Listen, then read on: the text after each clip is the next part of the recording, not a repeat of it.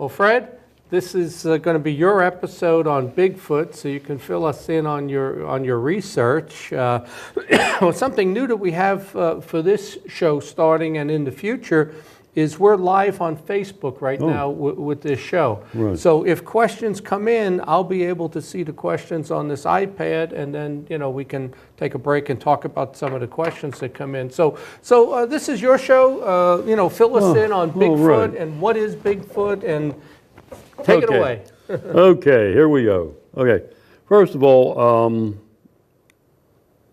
I've been doing this research for quite some time now, since the 1970s.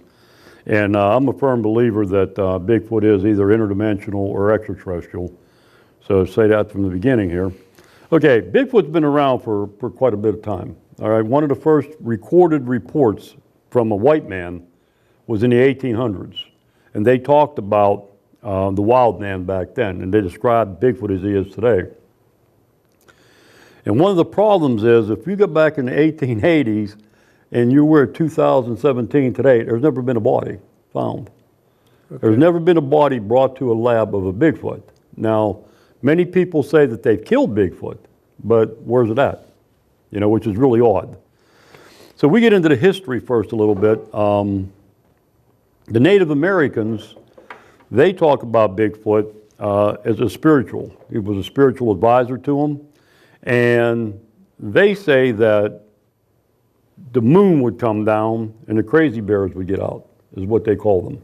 And then one time they had an advisor, a spiritual advisor, that helped them out with everything, and he got sick. And he told them that he wanted them to build a raft and to put it out into the lake. And his people was going to come back for him. Well, they did what he said. They pushed him out into the lake and they watched. And the moon came down and picked him up. So that would be an alien. I was going to say, is that a spacecraft with a light coming down that takes them? And they don't know how to describe it, so they call back it then, the moon. yeah. It's the moon. And like I say, a lot of times if you go back into their, what you call hieroglyphics or whatever. History, yeah. Okay. Yeah, they have pictures of Bigfoot and UFOs on there. Oh, okay, in the cave drawings and stuff? Right. Okay, so let's look at here now, really, what we look at as being a Bigfoot. Theory one would be, he's a lost species of the hominid. This theory doesn't seem crazy. The D4 say, he can hide back there, but where did he really come from? Has he been around here for how many years? Thousands of years. The second one is, as I said, Bigfoot is a Native American spirit. Native American tribes toward Bigfoot, Lakota, Dakota, consider him a spirit guide and a harbinger who brings signs and messages in need of a change or need to cleanse. So that's the second one. We got to go over this before we do anything. Okay, the third one is he's an alien creature. All right. Many times people have seen Bigfoot around UFOs or lights in the sky, and then Bigfoot would appear. Okay, and then a UFO would take off or whatever. We'll discuss that a little more. I'll go into a couple of reports here. Fourth theory is Bigfoot's an invisible psychic monster from another dimension. Now, if we look at the FBI, when they wrote the thing about the aliens saying they were from another dimension, is it possible that there's actually two universes? Bigfoot could actually slip over here anytime he wanted to, or the aliens or whatever. That's very possible too. Well, it seems to have the same properties of a UFO. Right. Like, we can't capture a UFO. Right. They're seen. They appear and they disappear. Right. So, it's like it's an interdimensional thing, rather than it's a primate that we just haven't caught. Because the biggest problem is no one's ever caught one. Right. Not even found a body. Right. Well, that's it. But it's seen. And the thing what you just mentioned is really interesting too, the fact that, what do UFOs smell like? Usually there's no smell, but sometimes there's a sulfur smell. But the sulfur smell, in my mind, that takes you into the interdimensional and the demonic realm. Okay, a lot of times Bigfoot smells like sulfur. Well, so we'll get into that demonic here in a little bit. That might be their pet. Right, Maybe Bigfoot is Satan's pet. You never know, right? Wouldn't that be something? He looked at the devil in his eyes. Anyhow, okay, the next one is he's a human. But he really got nice hair, which we know that's not true, okay? Then we get into a couple more here, which are into the demonic here. Okay, Bigfoot is a demonic shapeshifter. Looking at the basic known perimeters, it could be arguable he's indeed some kind of fallen angel. He smells of sulfur. He has red glowing eyes. He strikes not just fear into witness observers, but object terror. He can run like a gazelle, scale impossible inclines, and just vanish instantly. He has a hellish scream of a woman in terrific pain.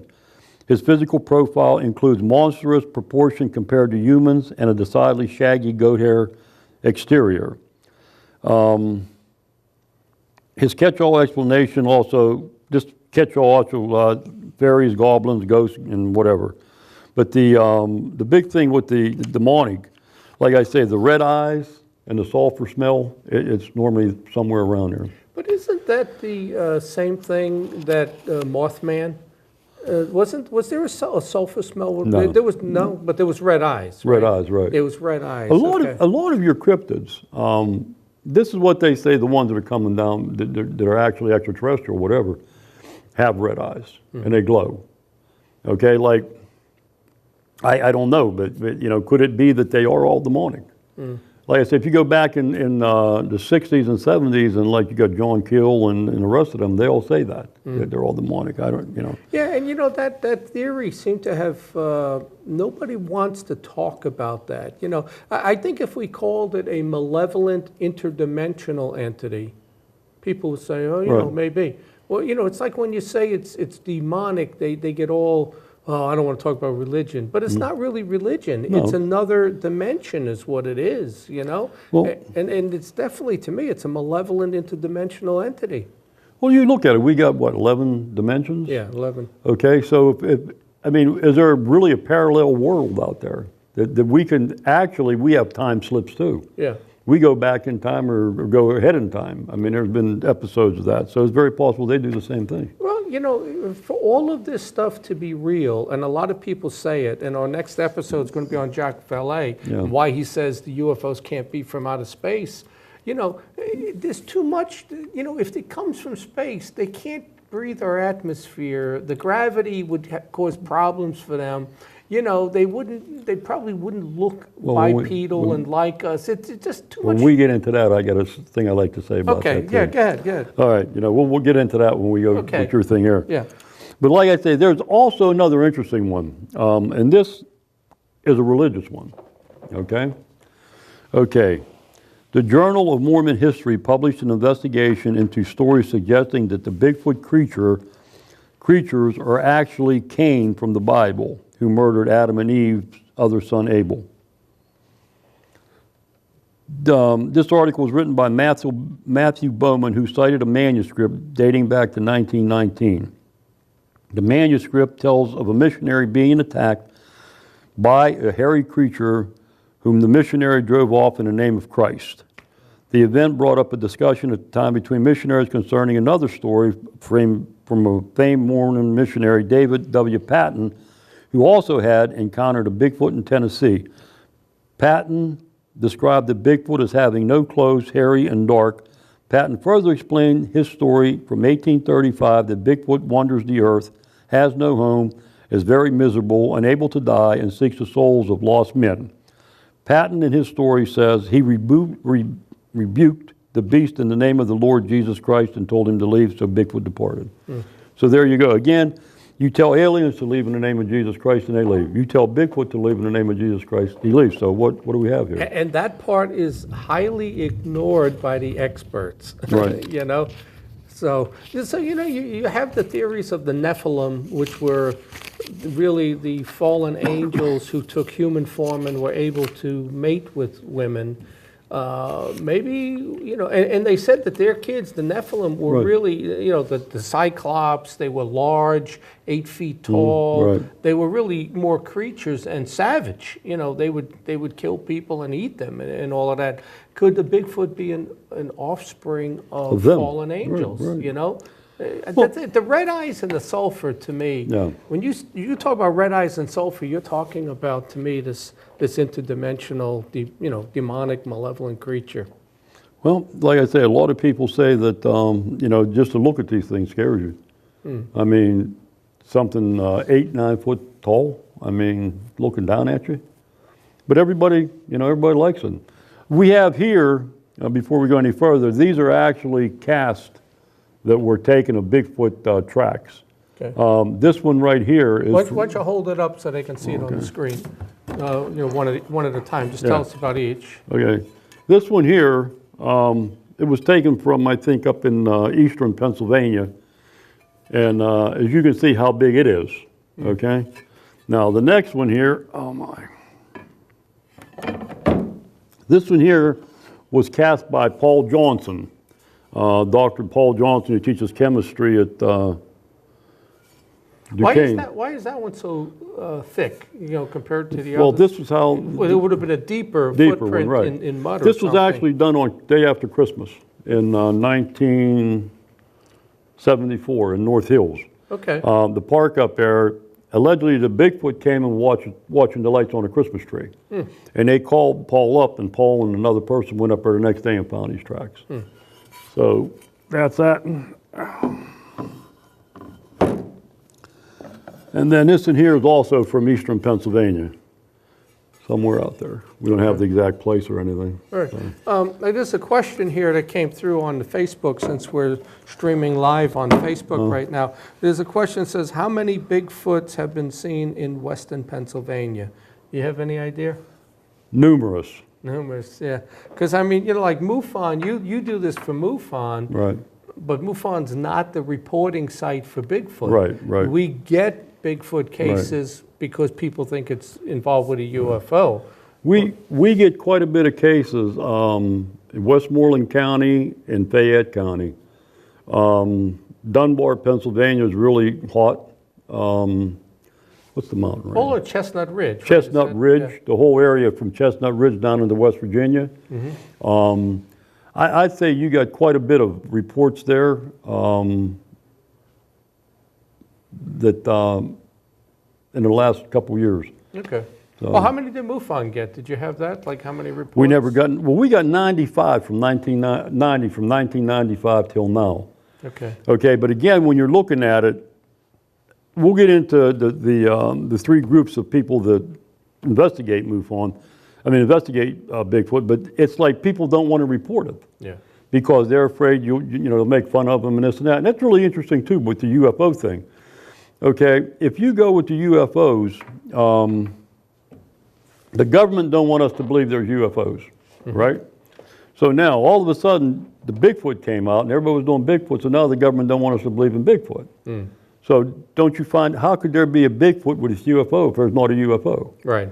So, you got to look at it that way. But there's quite a bit of sightings down around the Uniontown area, if that's, where you're from, and I could, be a little bit more specific. Yeah.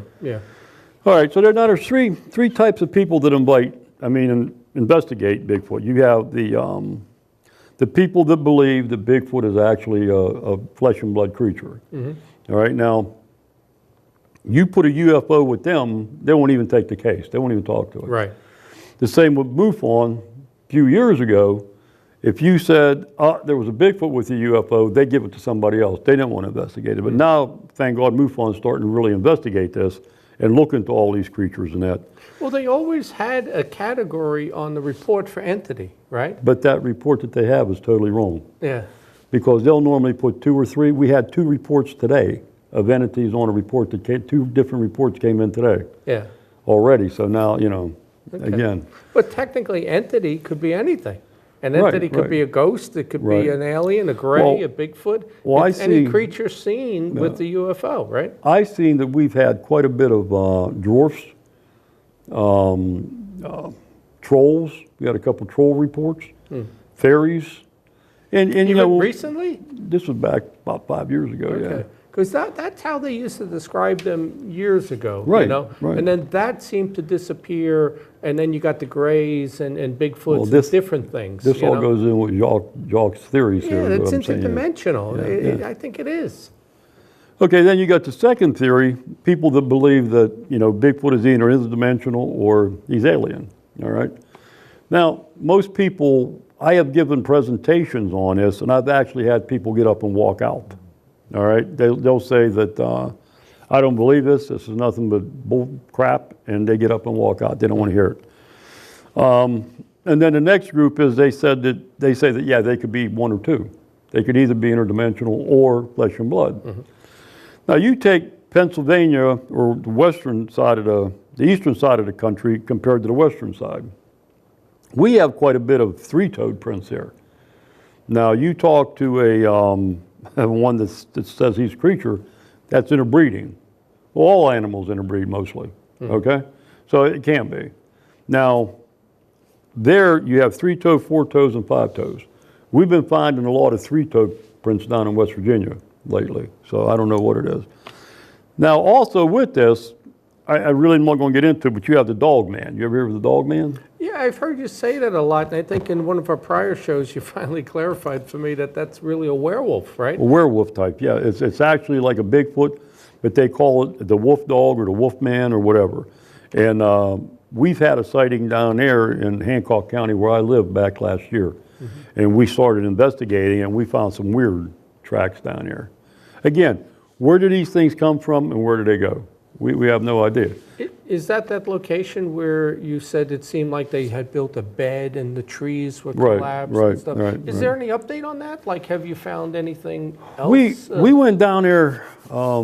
We got two places we're looking at right now, but the one down in West Virginia, I mean, where I live in New Cumberland, we found what's happening. There's trees being put down on the ground, okay, and there's something putting over them, like little skinny ones like this. We found a couple about this round. They just pull them down, and they're holding them down. Then we found a big square, say 20 feet by 20 feet by 20 by 20 feet, or more than that, with rocks in the middle. We'd seen it, we took pictures of it, we came back the next week and it was gone. And the same thing happened at Raccoon State Park. We found one of them down there, and we went in it. I went in it, I said, oh, I don't know if I want to step in this thing, because it was all clean. And I said, you know, I don't want Dave Politis to have to come looking for me, you know, but anyhow. Do you think that any of it, anything else that might look like kids maybe doing some ritual or something, you know, like you watch like Blair Witch and some of these others where they create those stick men and hang them from the trees and they'd put the rocks in a pile like in Blair Witch, and I don't know what that signifies with witchcraft or whatever. Well, but I don't think you'd really be doing witchcraft on a path in a state park. That wouldn't be too good. Okay. You know, but the one we've seen in the park down there, like I say, I think in the summertime, probably the grass and everything will grow so high you can't see in there. No. So that's possible, but I don't know if no witches down there. When we had Dr. Jeff Meldrum, remember we had that conference, I think 2011. Right. He came and Stanton Friedman came. Now Meldrum, I mean, he's a professor at like Idaho State or something. Right. So what is his stance? Do you remember? Does he say it's a primate that we haven't discovered, or is he saying it's interdimensional? He's saying it's a primate. Primate. So okay. You have most of them. Now I got a couple here I'll tell you about, but now Jacques Vallée says he's interdimensional. Yeah.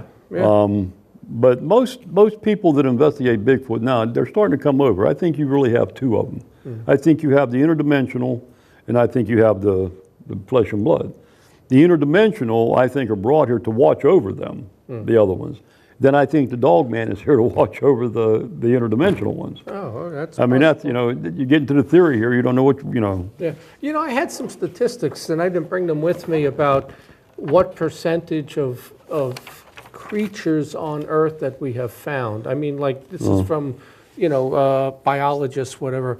You know, and I think, like, they even say, like, in the ocean, we've only discovered, like, 30% of sea life. Right. You know, that there's a lot more. Because when you think about it, you look at the Earth, you know, like, wherever the travel lanes are, like the flight paths, the boat paths, but nobody goes down here. Right. You know, like, nobody goes, you know, from Brazil and swings all the way south to come up. So nobody ever goes down here. Nobody knows what's in the water and in a lot of locations. Well, I heard that there's something really big going on right now in Australia. I mean, in Antarctica. Antarctica, yeah. Kerry was there. He was there on election day. Yeah. Think about that. Why was John Kerry in Antarctica on election day? They allegedly found something that they said is going to blow everybody's mind. and everybody's going up there to check it out. So they say it may have been actually the Garden of Eden or something. I don't know. Well, I heard that it was maybe those pyramids, because Well, they got pictures found of the pyramids, yeah. some pyramid-shaped Right. mountains Right. that are larger than the ones in Egypt Right. and perfect the way they. But they were expecting Hillary to win. The thing about this, though, he goes there on election day to check it out. Right. They thought Hillary was going to win. So what was the announcement going to be the following day? Was Hillary going to get out and make an announcement? We found whatever, a burial site, extraterrestrials, a pyramid with ancient creatures buried there or something. So now nothing has been said because Trump won. Right. And it's been almost 2 months now. But it's the internet's, I mean, it's buzzing with that information though. What you got? There's a question here. Have there ever been any UFO and Bigfoot sightings together in the same place? So, yeah, there have been cases where they've seen together. We've had, in Pennsylvania, we had the one sighting where it was on a farm where the two guys was in a truck and they were riding down the road. They seen something coming down over the hill. That was in Fayette County. And they get down there and there's a white saucer-shaped ship down there. And they see two Bigfoot walking up the fence line. So he fires a couple bullets over the thing's head, and then he fires one into him. And he gives out a yell. When he gives out a yell, the UFO just vanished. And the Bigfoot vanished. And the Bigfoot just yelled, and no, they just took off the other way. Okay. So they didn't vanish. And then you had another case in Pennsylvania. People have seen, I was up in Butler. I got a couple of them here. Did you look into, and remember that book I gave you that talked about the guy, Tom Slick? Right. Remember? Because he actually popularized the whole Bigfoot thing when he went to the Himalayas. Right, but he wasn't into the Bigfoot UFO thing. No, not UFO. Yeah, he was definitely into, this is an animal that we haven't discovered yet. Yeah. Yeah, but there are quite a few cases of Bigfoot and UFOs together. Okay. As a matter of fact, Daryl Sims, who you know well, the alien hunter, he says that when they had a big flap of abductions back in the 70s, the people that came back said that actually Bigfoot was on the ship working. Yeah.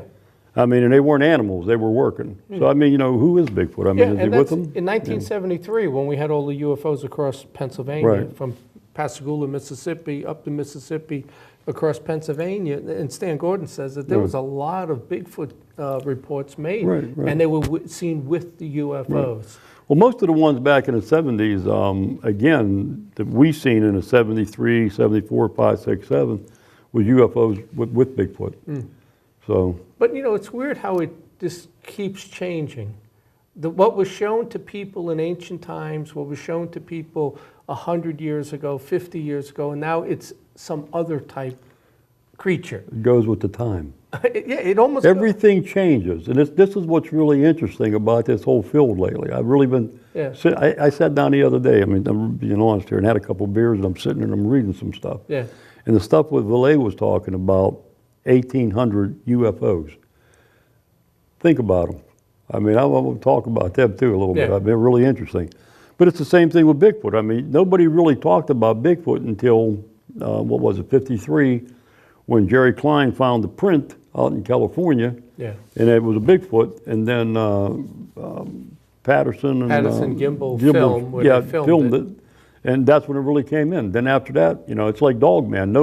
Dogman's been around just as long. We had a Dogman sighting in Charleston, West Virginia in the 1930s. But all of a sudden, Dogman is a big thing now. Nobody really worries about Bigfoot no more. Everybody's worried about Dogman. So, I mean, it changes as it goes. I mean, And it adapts to the culture, too. Like what is seen in Japan is different than the United States. It's different than, what's seen in Germany. It seems to adapt to the culture that it's being shown to. Like you take Bigfoot. Bigfoot is in every continent. That's the only animal in every continent in every state. So, I mean, how could this be?